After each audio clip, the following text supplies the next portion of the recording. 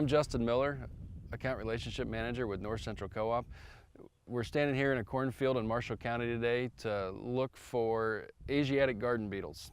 The larva, it's an invasive species that's new to our area and is popping up here in some coarse textured soils here in northern Indiana. So we're going to dig a couple plants and we should be able to find some.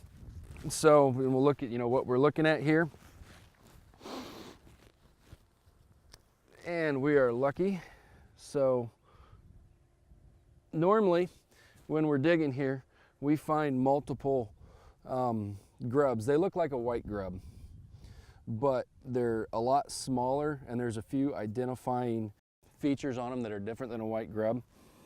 So here I've just popped open the soil, kind of tipped me off that we had a plant that is wilting and turning a little bit purple because of we'd expect that now with the cooler temperatures we've had.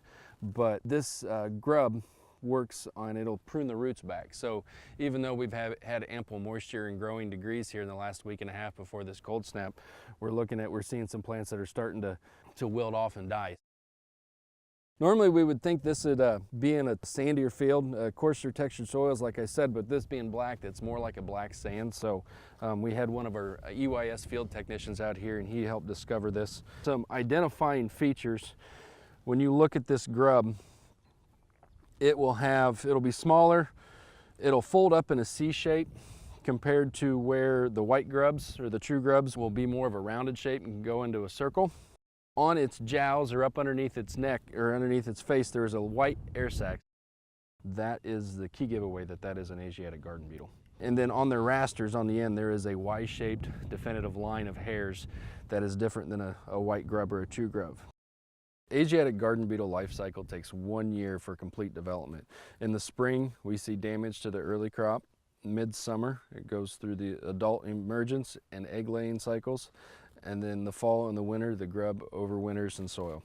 The treatment for these pests are limited. Unfortunately, there's no rescue treatment since we've found them. There's not a good way of getting the insecticide into the soil to be able to treat these. So our only measure is for treatment now is that we know that they're here. In the future, our options are an in-furrow insecticide such as Capture LFR, and at the full labeled rate, which would be 8.5 ounces to the acre. Or if there's still insecticide boxes on the planter, running a granular insecticide such as Force, Aztec, Lorsban at the full labeled rates to be able to get that. The important thing is we need to have it in with the root zone and protecting, because the seed treatments do not offer any protection to the root zone, just the seed itself.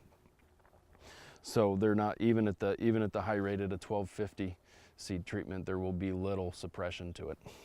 So in summary, we want to make sure we scout our fields early and often in our coarse textured soils, especially to find this pest, and watch for wilting, purpling, and stand loss in your fields. If you have any further questions, please contact your local North Central Cooperative ARM.